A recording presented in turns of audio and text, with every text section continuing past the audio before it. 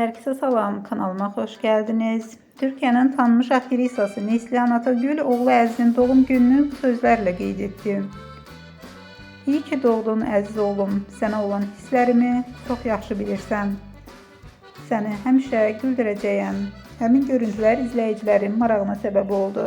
Paylaşma qısa zaman ərzində çox sayda bəyəni və şərh gəldi.